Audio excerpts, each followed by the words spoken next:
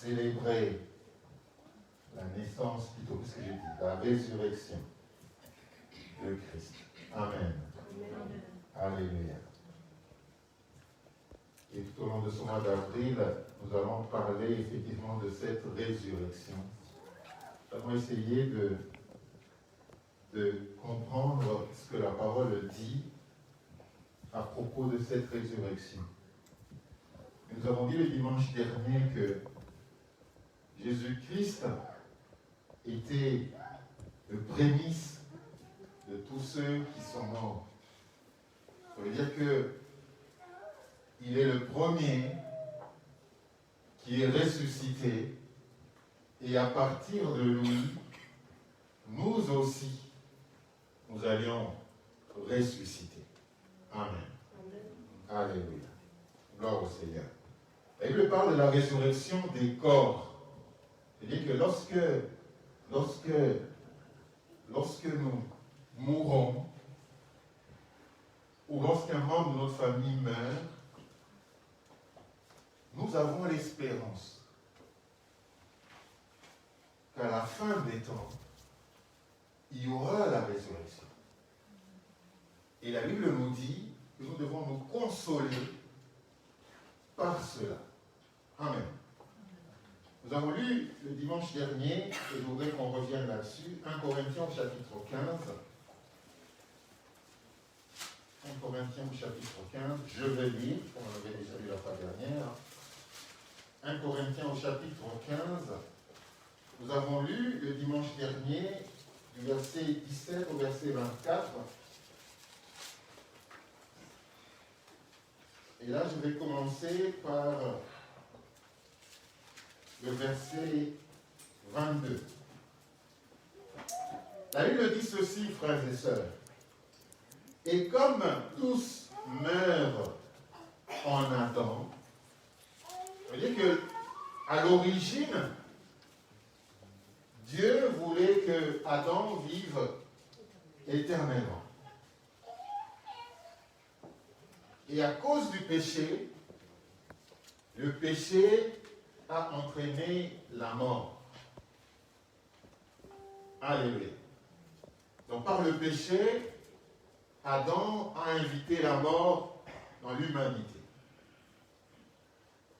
Alléluia. Et donc, l'apôtre Paul il dit, et comme tous meurent en Adam, en lui, en tant que chair, nous mourrons. De même aussi, tous revivront en Christ. Ça veut dire, de morts qu'ils étaient, Christ est venu leur donner la vie. Alléluia. Christ est venu nous donner la vie alors que nous étions morts. Alléluia. Mais chacun en son rang. Christ comme prémisse, puis ceux qui appartiennent à Christ lors de son avènement. Ça veut dire, frères et sœurs, on peut appartenir à Christ aujourd'hui et ne pas lui appartenir lors de son avènement. Ça veut dire que si nous sommes en Christ, nous devons entretenir notre relation avec Christ. Il faut bien lire. Il faut vraiment lire et il faut bien lire, frères et sœurs. C'est-à-dire que lorsqu'il y aura la résurrection, il y aura des rangs de résurrection. Christ d'abord, et puis ceux qui auront été avec Christ. Ceux qui appartiennent à Christ lors de son avènement. Ça veut dire que je n'appartiens pas à Christ aujourd'hui. J'ai été sauvé. J'ai reçu le salut. Et puis c'est fini. Et il me dit, ceux qui appartiennent à Christ lors de son avènement. Parce que, frères et sœurs, le chemin est encore long. Le chemin est encore long, frères et sœurs. Travaillons à notre salut. Il y a encore beaucoup de choses il y aura encore beaucoup de tentations. Il y aura encore beaucoup de tribulations. Frères et sœurs. Donc il est important que chacun d'entre nous entretienne la relation avec Christ jusqu'à son avènement. Alléluia. Jusqu'à son avènement. Ensuite, verset 24, viendra la fin. Vous comprenez que tout le temps nous parlons de la fin. Chaque fois qu'il y a une situation qui arrive dans le monde, on entend les gens parler de la fin. Chaque fois qu'il y a des épidémies qui dépassent notre entendement, nous commençons directement à penser, oh, c'est peut-être la fin du monde. Je vous ai dit l'autre fois, même du temps de Napoléon, quand il y avait des guerres qui se passaient, à cette époque-là, déjà, les gens pensaient que c'était la fin du monde. Mais la Bible est très claire. L'avènement de Jésus-Christ viendra comme vient un voleur.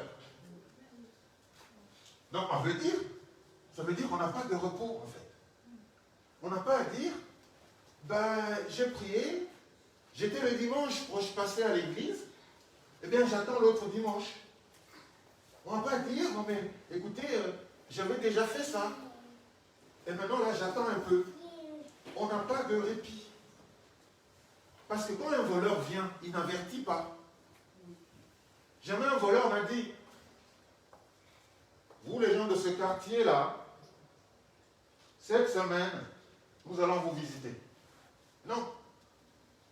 Jamais il ne dit ça. Et donc ça sera pareil. L'avènement de notre Seigneur sera pareil. Donc nous n'avons pas de répit. Nous devons être prêts à tout moment.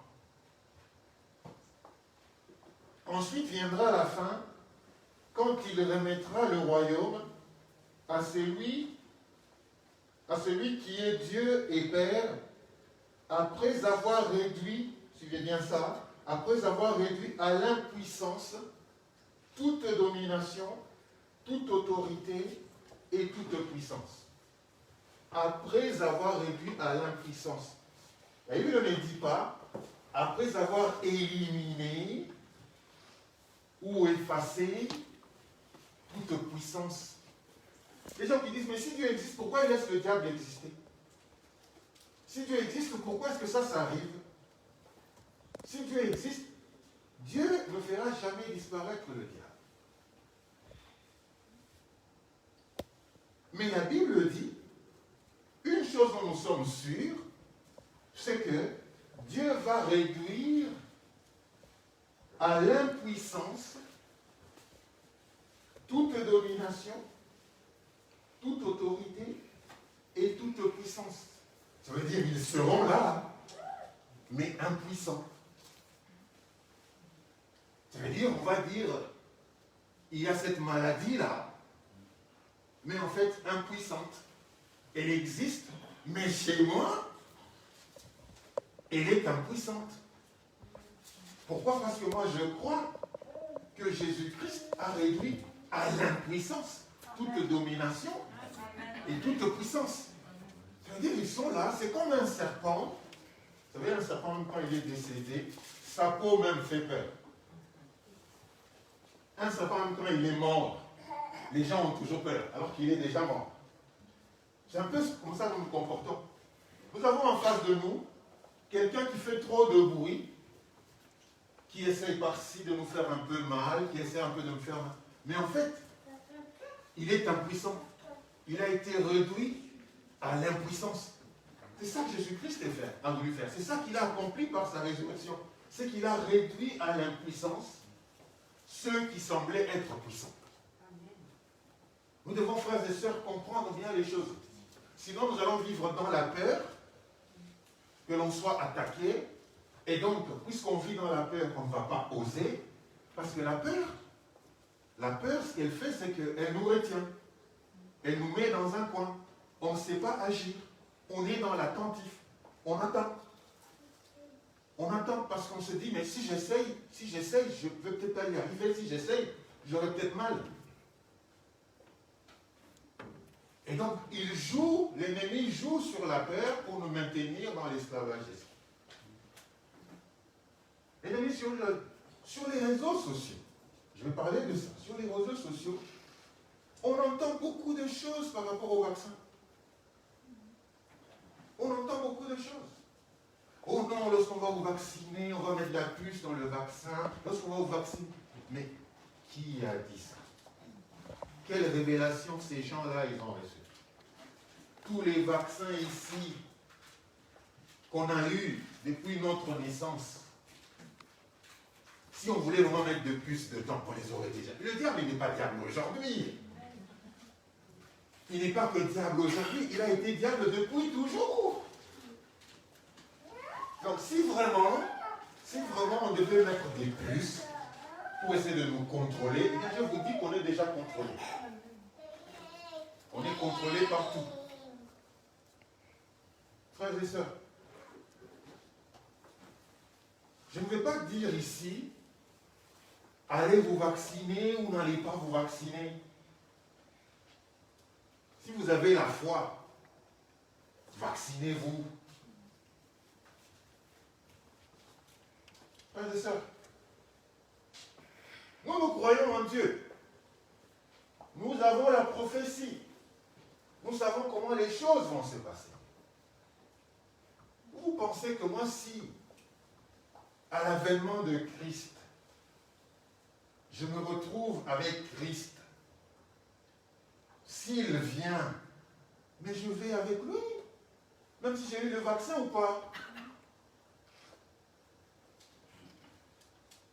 Frères et sœurs, les gens racontent beaucoup de choses. Et puis, entre nous, ok, on veut contrôler ce que l'on va vacciner. C'est bien. On va leur mettre de puces et puis on va les contrôler. Mais supposons qu'aujourd'hui, j'ai 90 ans. Eh bien, on me met cette puce. Et puis, 10 ans après, je meurs. Qu'est-ce que quelqu'un de 80... On va contrôler quelqu'un de 90 ans pour faire quoi avec lui?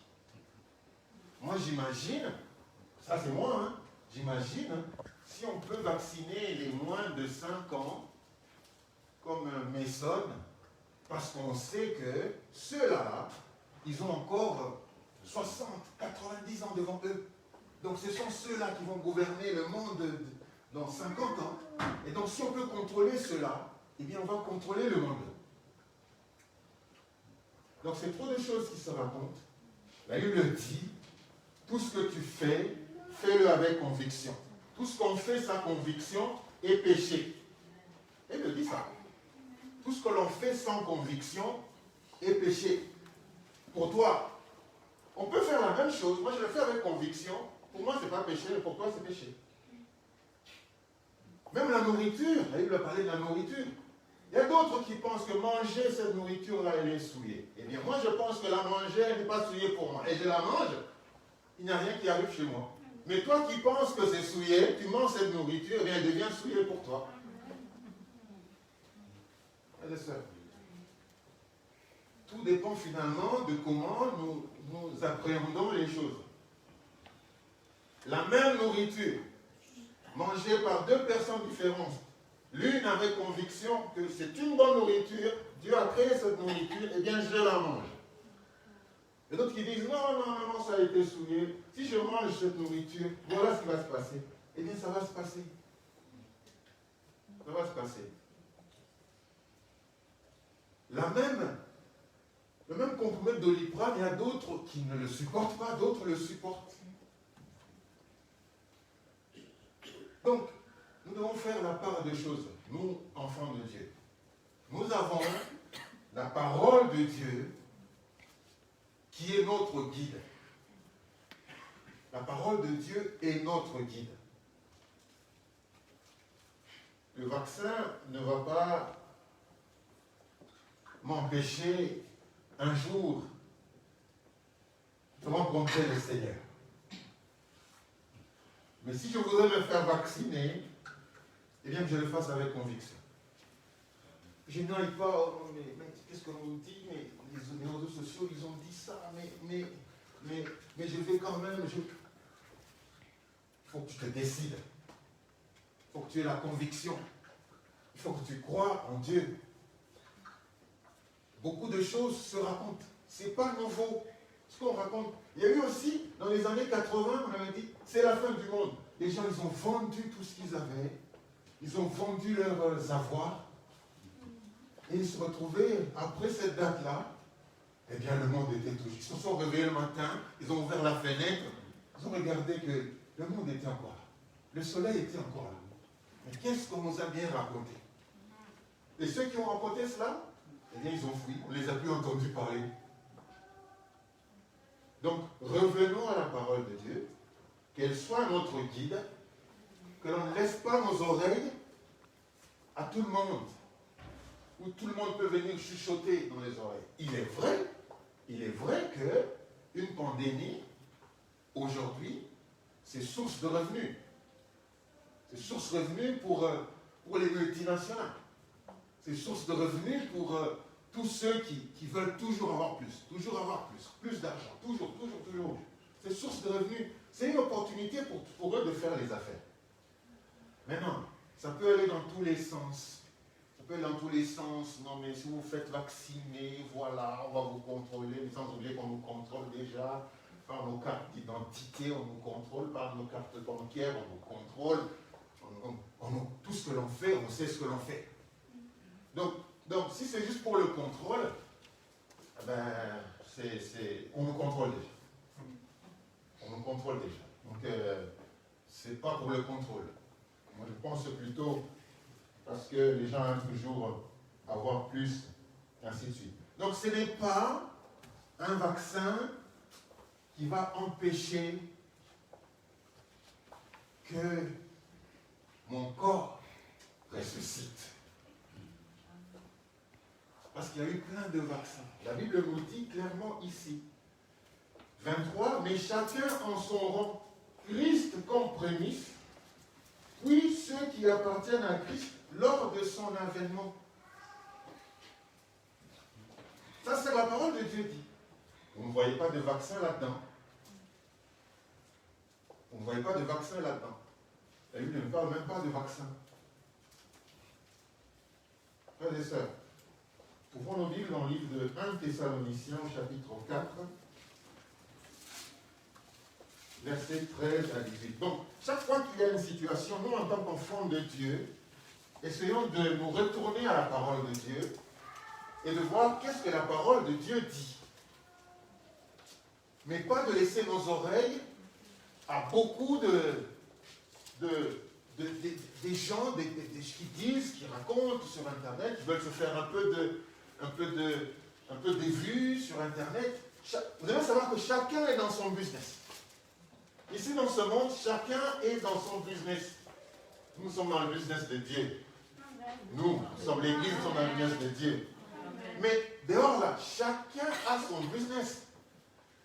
D'autres veulent avoir plus de vues, d'autres veulent avoir ceci, d'autres... Tout le monde veut se faire écouter, tout le monde veut se faire entendre. Chacun peut dire n'importe quoi pour attirer l'attention des gens, mais pour tirer profit après. Donc faisons attention à ne pas être roulés, nous enfants de Dieu, à ne pas paniquer lorsque les informations viennent, mais à revenir à la parole de Dieu, à dire qu'est-ce que la parole de Dieu dit vraiment? Qu'est-ce qui est le plus important pour le moment? On est tellement confus par ce qui se raconte que finalement on ne sait rien faire. On est là, on ne sait pas quoi faire. Vous demandez pourquoi, mais on te donne des raisons, ainsi de suite. Non, revenons à la parole de Dieu, voyons ce qu'elle dit. Qu'est-ce que Dieu nous dit? Quelle est notre espérance? Quelle est notre espérance? Frères et sœurs, 1 Thessaloniciens 4, verset 13 à 18. Nous ne voulons pas, frères, que vous soyez dans l'ignorance au sujet de ceux qui dorment, afin que vous ne vous affligiez pas comme les autres qui n'ont pas l'espérance. Car si nous croyons que Jésus est mort, qu'il est ressuscité, croyons aussi que Dieu ramènera par Jésus et avec lui ceux qui sont morts. Voici en effet ce que nous vous déclarons d'après la parole du Seigneur. Nous les vivants, restés pour l'avènement du Seigneur, nous ne devancerons pas rester jusque 18. Car le Seigneur lui-même a un signal donné. À la voix d'un archange, au son de la trompette de Dieu, descendra du ciel et les morts en Christ ressusciteront premièrement. Ensuite, nous les vivants qui serons restés, nous serons tous ensemble enlevés avec eux sur des nuées à la rencontre du Seigneur dans les airs, et ainsi nous serons toujours avec le Seigneur.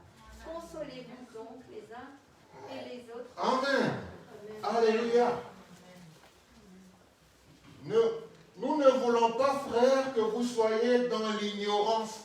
L'ignorance fait que nous faisons beaucoup d'erreurs.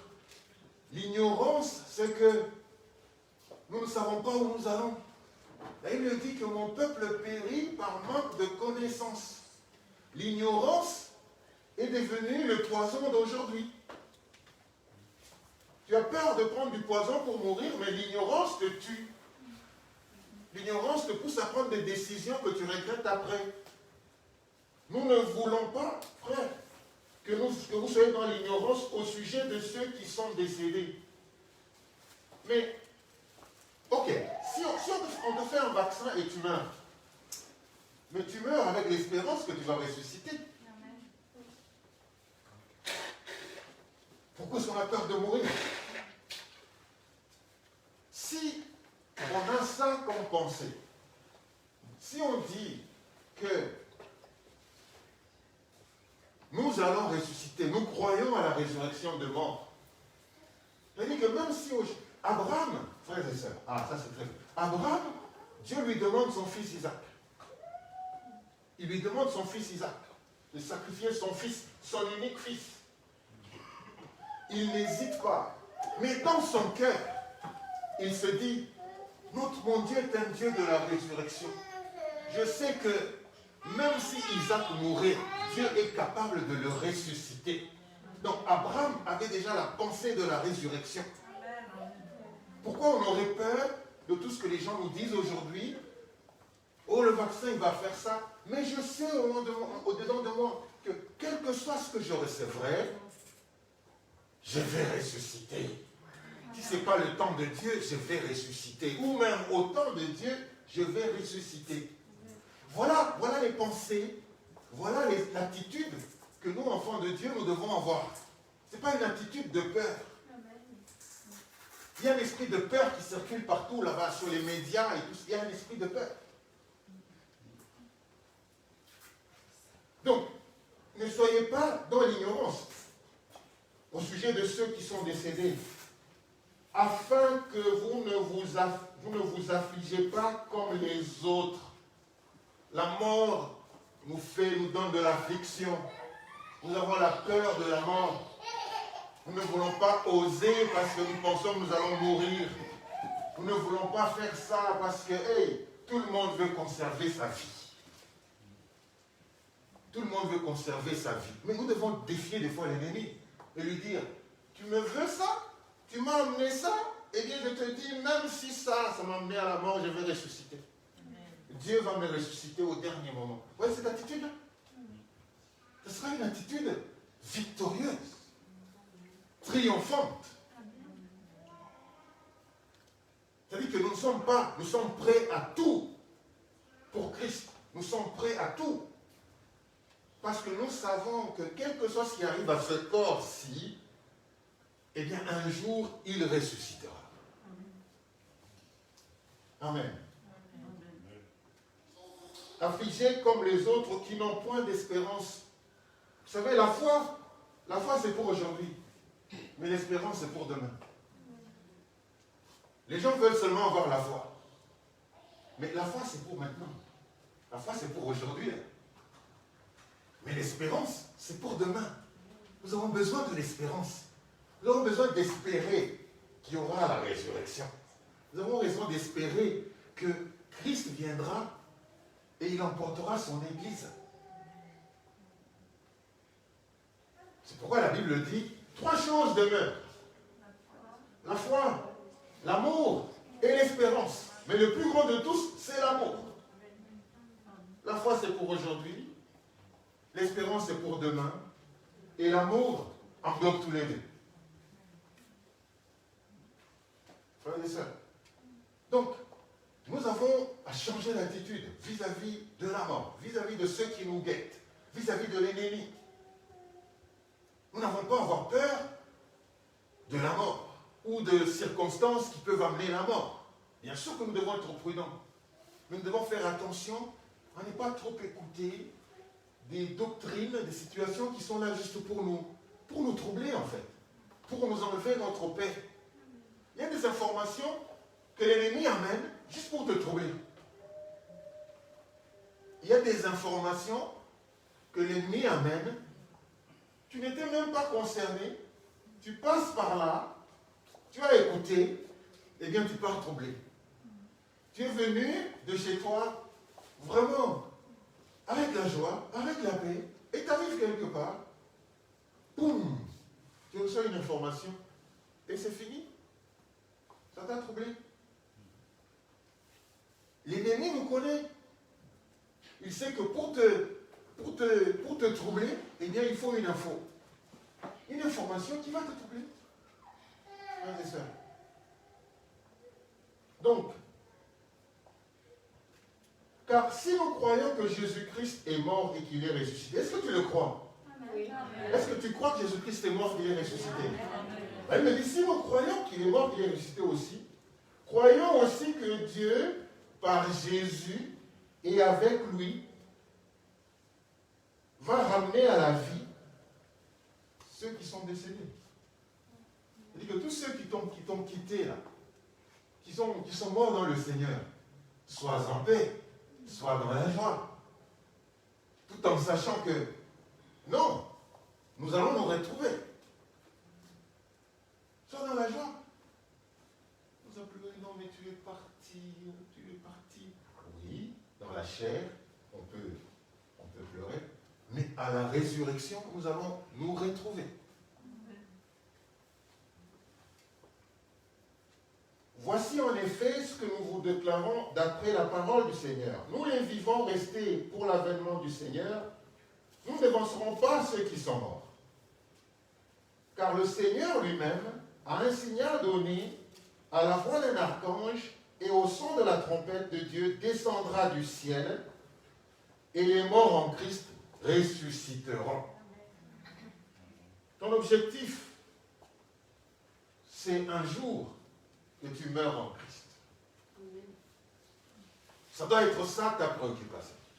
C'est que je sois vivant, et bien que je vive en Christ. Et même quand je vais mourir, que je meure en Christ. Ça devrait être notre philosophie de vie en tant que chrétien. C'est-à-dire que là où la mort me trouve, eh bien qu'elle me trouve en Christ. Pourquoi? Parce que j'ai l'espérance que tous ceux qui mourront en Christ, ils ressusciteront.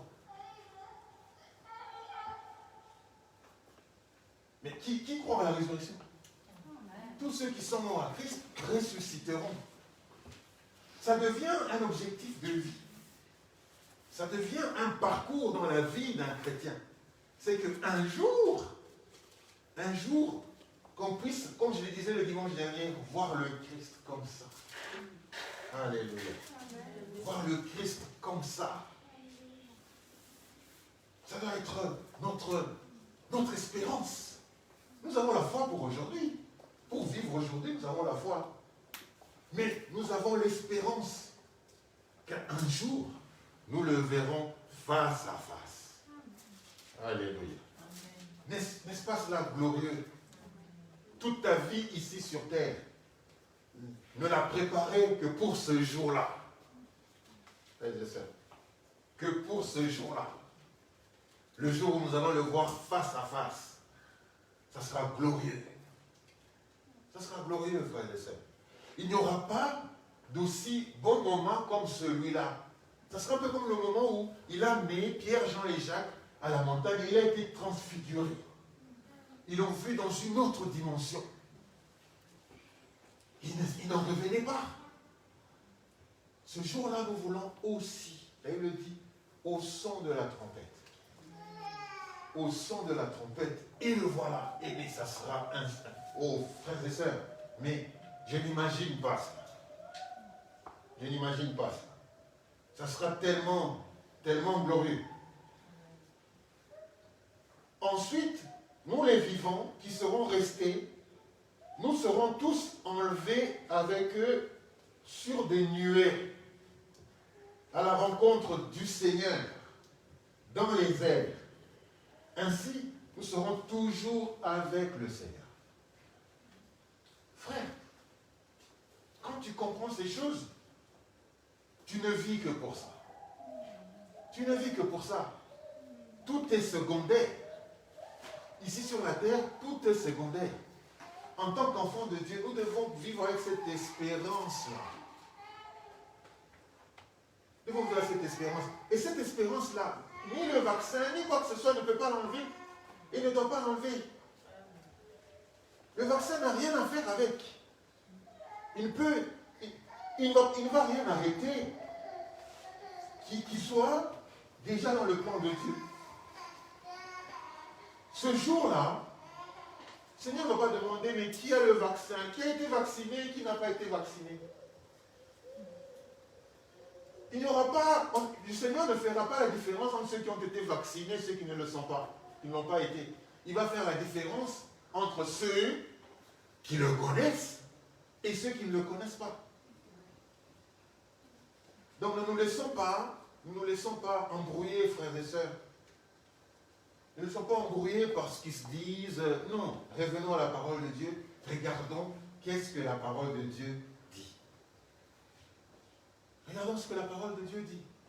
Soyons focalisés, soyons fixés sur l'œuvre de la croix, comme on nous a dit. Qu'est-ce qui s'est passé? Et pourquoi ça s'est passé? Pourquoi il est ressuscité? C'est que nous aussi nous puissions ressusciter. Il nous a montré un exemple. Il a été le premier, le prémisse de cela. Et il n'y a rien qui va arrêter ça. Ni la Covid, il n'y a rien qui arrêtera le plan de Dieu. Rien du tout. Il n'y a rien qui a pas. La Covid ne doit pas être une excuse pour ne pas rester dans le Seigneur. Il y a eu beaucoup d'autres maladies par le passé, la peste et tout ça. Tous, elles sont passées. Donc, ça ne doit pas nous empêcher de communier avec notre Dieu.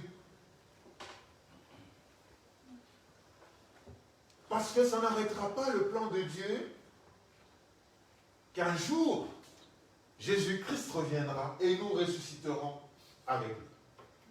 Alléluia. Verset 18. Consolez-vous donc les uns les autres par ces paroles. Consolez-vous.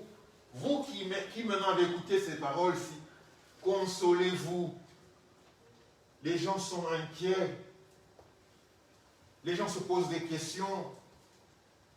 J'y vais ou j'y vais pas? Eh bien, vas-y. Mais reste dans le Seigneur. Que je me vaccine ou pas? Eh bien, vaccine-toi, mais reste dans le Seigneur. Reste dans le Seigneur. Et fais-le avec conviction. Fais-le avec foi. Parce que ce n'est pas ça qui va arrêter le plan de Dieu. Donc, consolez-vous avec ces paroles. Quand vous sentez qu'il y a la peur quelque part, consolez. Quand vous sentez qu'il y a le doute quelque part, consolez. Quand vous sentez qu'il y a l'indécision quelque part, consolez. Quand vous sentez que les gens sont perdus, consolez. C'est ça notre ministère. Chacun a un ministère. Vous recevez votre ministère. Autour de vous, les gens sont dans le doute. Les gens sont dans la souffrance. Ils se posent beaucoup de questions, ainsi de suite. Consolez. Consolez-vous avec ces paroles. Consolez-vous. Nous devons nous attacher à quelque chose, frères et sœurs. Et je méditais sur... On va terminer par là. Hein, parce que j'ai aussi l'habitude de beaucoup terminer à tard, c'est pas bien. Donc nous allons terminer par là. Donc 2 Rois, chapitre 2, versets 1 à 10. Il est question d'Élie et de Élisée. 2 Rois 2, versets 1 à 10.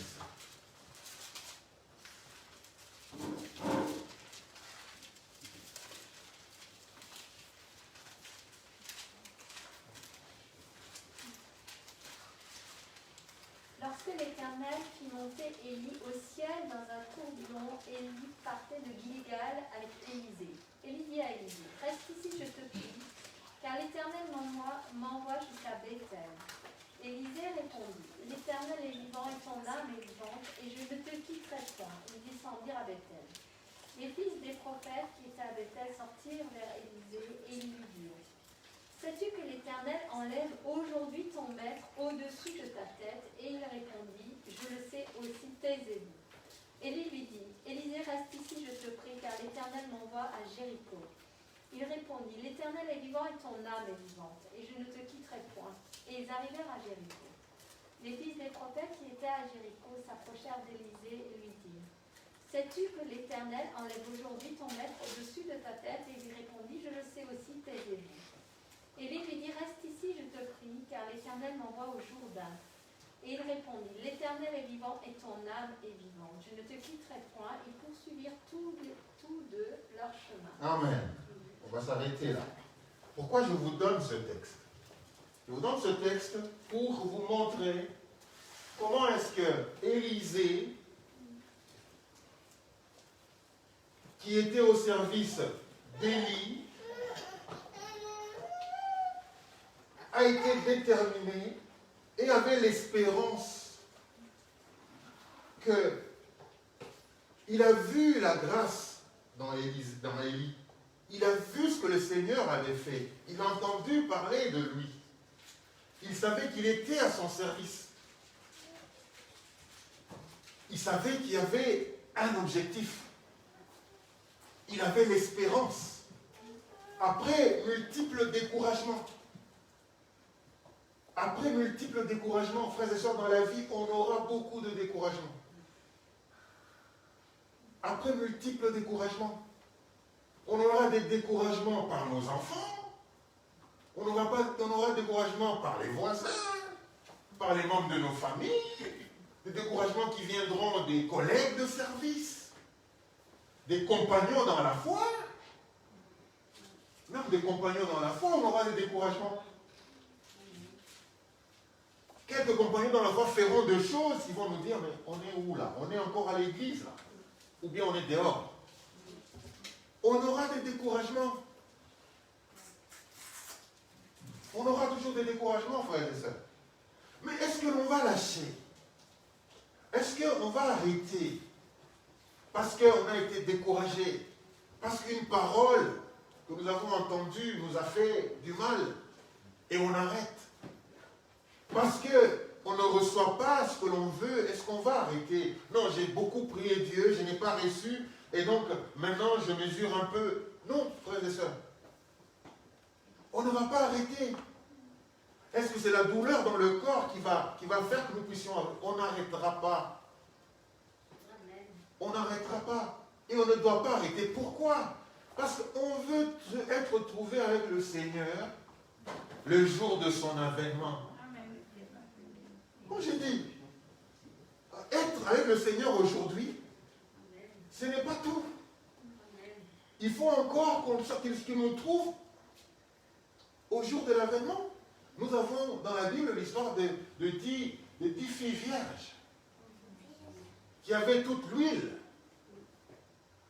qui avaient toutes des lampes allumées. Mais à la dernière minute, ce qui compte, c'est quoi?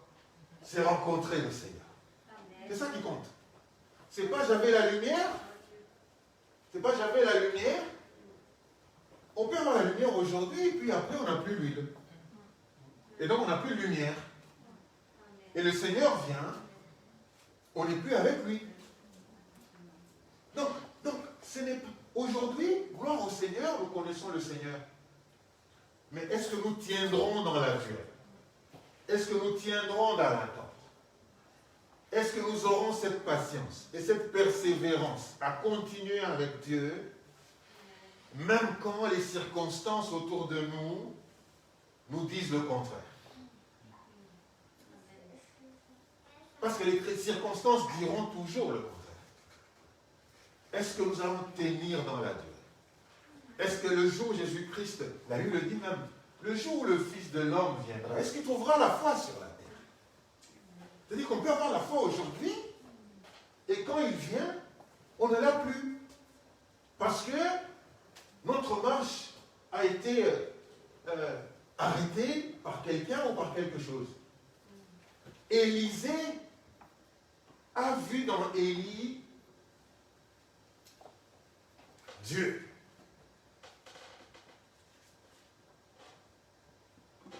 Il dit, je ne le lâche pas, celui-là. Je ne vais pas le lâcher. Ne lâche pas les gens que le Seigneur a mis sur ton chemin pour t'amener dans ta destinée. Il y en a qui combattent même ceux que le Seigneur a mis sur leur chemin pour les amener dans leur destinée. Regardez Joseph. Regardez Joseph. Joseph, fils de Jacob. Parce que son père l'aimait, eh bien, qu'est-ce que ses frères disent? Oh, le faiseur de songes. Oh, le faiseur de miracles. Oh, le voilà, le faiseur de songes. Mais ils ne savaient pas que c'était celui-là que le Seigneur avait déjà projeté en Égypte pour les aider lorsque eux, ils seront dans la famine. Frères et sœurs, Élisée a dit non, je ne lâche pas ce monsieur. Je ne lâche pas. Plusieurs fois, écoute, rentre, arrête-toi ici, parce que le Seigneur m'appelle. Non, je ne te lâcherai pas. C'était la même question. Élie a parlé de la même manière. 3 fois il a dit, arrête-toi ici. Ils sont arrivés à Gilgal. Arrête là. Non, je ne m'arrête pas. Aujourd'hui, ainsi de suite. Et la réponse de Élisée était la même. Était la même. C'était quelle réponse? Le Seigneur, l'Éternel, il disait, l'Éternel est vivant et ton âme est vivante. Je ne te quitterai point. Je ne te quitterai point. Frères et sœurs, on aura comme ça, sur notre chemin, dans notre marche en tant que chrétien, des événements qui vont venir nous troubler un peu. Des fois, ça sera peut-être la mort d'un frère, la mort d'un conjoint, la mort d'un enfant. Il y aura des événements comme ça sur notre marche chrétienne qui viendront pour essayer soit de nous arrêter, et ça sera à nous de se dire, de nous dire nous-mêmes, je continue ou j'arrête. Il y aura des événements comme ça dans notre vie chrétienne où tout ce que nous avions appris, tout ce que nous avions reçu sera chamboulé. On va se poser la question, mais je suis serviteur, mais je prie Dieu. Il y aura des moments comme ça dans la vie, frères et sœurs, où on va se poser la question, je continue ou j'arrête? Je m'arrête là où j'avance. Je m'arrête où j'avance. D'autres vont s'arrêter. Mais nous n'allons pas nous arrêter. Même s'il est à mort. Pourquoi? Parce que nous savons qu'il y a la résurrection. D'autres s'arrêtent parce que tel est mort. J'ai perdu tel, ainsi de suite, et donc j'arrête. Mais moi, qui suis enfant de Dieu, qui sais ce que la parole de Dieu dit, je dis, ah, il est mort dans le Seigneur, il y a la résurrection. Ce sont des compagnons. Nous qui sommes vivants, la Bible le dit, nous ne serons pas en avance par rapport à eux. Donc, sa lutte ou sa course s'est arrêtée là. Rendez-vous à la résurrection. Et pareil, deuxième fois, troisième fois. Et même, des gens sont venus. Non mais, pourquoi tu le suis? Ne sais-tu pas que ton Dieu, le Seigneur, va le prendre? On aura des découragements comme ça, de foi qui viendront des membres de l'Église. C'était les fils des prophètes, les gens de la cargaison des prophètes. Ça, c'était des gens qui avaient des prophéties. Tu vois. Donc, il va arriver même deux fois qu'en tant que membre de l'Église, que tu sois découragé par un autre membre de l'Église. Non, mais moi j'avais essayé ça, ça n'avait pas marché. Non, mais tu jeûnes, mais moi j'ai déjà jeûné. Tu sais, tu veux que je dise combien de fois j'ai jeûné? Eh bien, j'ai jeûné pendant que ça n'a pas marché, donc je ne pense pas que ça va marcher pour toi. Mais qu'est-ce que le Seigneur te dit? Quelle est la révélation que tu as pour ta situation? C'est ça que tu dois suivre. Bien sûr que le frère ou la sœur peut t'aider pour te guider. Mais en toute chose, voilà, nous avons demandé pour l'esprit des discernements, parce que des fois, ce n'est pas parce que, frères et sœurs, ce n'est pas parce que une parole sort de la bouche d'un enfant de Dieu que c'est vrai. Que c'est vrai. Que c'est vrai, attention. Ce n'est pas parce qu'un tel a dit ça que c'est vrai. C'est pourquoi les disciples de Béret, chaque fois que quelqu'un disait quelque chose, quand ils rentraient à la maison, ils regardaient la Bible. Ah, Paul, il a dit ça, et bien, on va aller voir. Ah oui, c'est vrai. Ce qu'il a dit, c'est vrai. C'est dans la parole de Dieu. Voilà. Ce n'est pas parce que tel a dit que c'est vrai. Il faut faire attention. Tu vas suivre le chemin de la mort alors qu'il y a le chemin de la vie.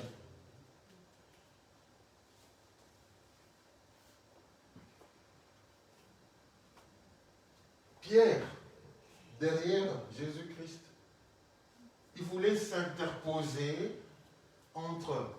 On connaît tous Pierre, non? Un disciple de Jésus, avec tout ce que Dieu a fait de lui.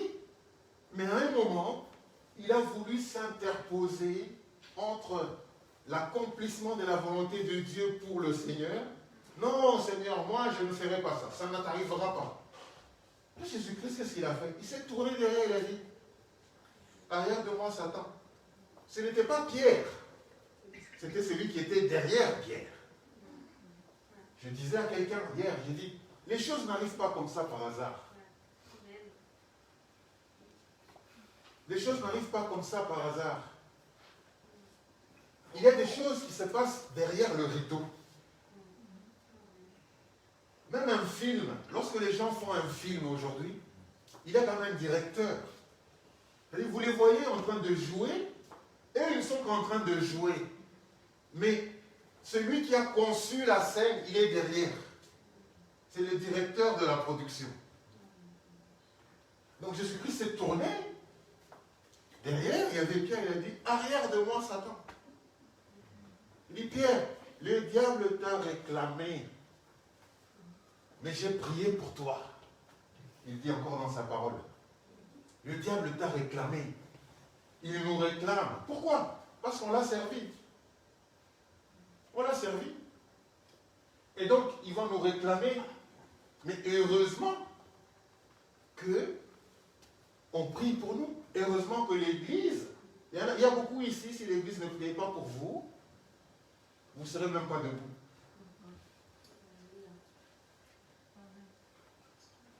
Les gens pensent que non, c'est seulement leur prière à eux. Mais il y a des gens ici, l'Église prie pour vous. Chaque fois que l'opportunité est donnée aux membres de l'Église, quelque part, ils prient pour vous. Je sais qu'il y a beaucoup d'entre vous qui prient pour moi. Dans vos maisons. Je sais. Et je glorifie Dieu. Qu'il y a des multitudes d'intercesseurs là, qui prient pour moi. Autant je le fais pour vous aussi. On prie les uns pour les autres. On est debout parce que nous prions les uns pour les autres. Sinon, des fois, le diable nous aurait déjà récupérés. Il nous aurait déjà récupérés. Si on ne prie pas pour nous, il nous aurait déjà récupérés. Il attaque, il attaque, il attaque. À cause des prières des frères et des sœurs, il n'y arrive pas. Il n'y arrive pas. Il met des plans, il fait des projets, il met des des pièges sur notre chemin, sur votre chemin, ainsi de suite. Mais le fait que l'Église prie, et que les frères et sœurs prient, ça tu ne te rends pas compte. Tu ne te rends pas compte. Parce que tu es tellement consumé par ta situation propre, ainsi de suite. Mais si on ne priait pas pour toi, tu ne serais peut-être pas ce que tu es aujourd'hui. Si les frères et les sœurs ne priaient pas pour toi, tu ne serais peut-être pas ce que tu es aujourd'hui. Parce que toi, tu penses que la prière que le Seigneur entend seulement ta prière. Non, non, non, non. Peut-être qu'il n'entend même pas la tienne.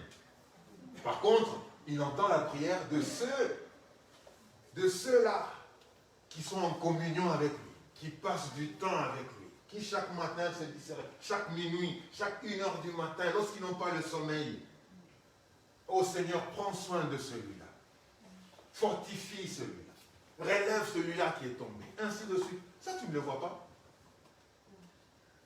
Et des fois, même, tu peux te lever et commencer à combattre la personne qui a toujours prié pour toi la nuit et tu ne sais pas. C'est ça là. C'est ça qui...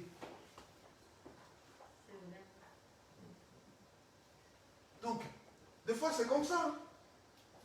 C'est lui qui prie pour toi, là. C'est celui-là, toi, qui combats. Parce que tu ne sais pas. Parce que le Seigneur va t'ouvrir les yeux, il va te montrer, tu vas dire, waouh, qu'est-ce que j'ai fait? Qu'est-ce que j'ai fait? Nous prions les uns pour les autres. Nous nous aimons les uns pour les autres. Donc, finalement, il est arrivé, il a traversé le Jourdain, Élie a pris son manteau, il a frappé sur le Jourdain. Ça rappelle un peu Moïse qui prend son bâton, qui frappe sur la mer Rouge. Eh bien, les deux passent. Et là, on lui demande, qu'est-ce que tu veux que je te donne? Il dit, je veux le double de ton esprit. Alors, quand on disait, il ne dit pas le double du Saint-Esprit. Il ne dit pas double portion du Saint-Esprit. De ton esprit, l'esprit de l'homme, l'esprit d'Élie. L'esprit d'Élie. Ce n'est pas le Saint-Esprit, l'esprit d'Élie.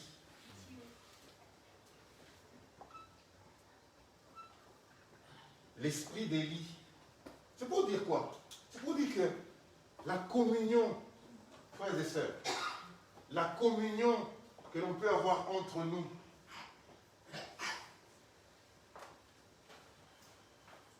cette sincérité que nous pouvons avoir entre nous, elle a beaucoup de prix.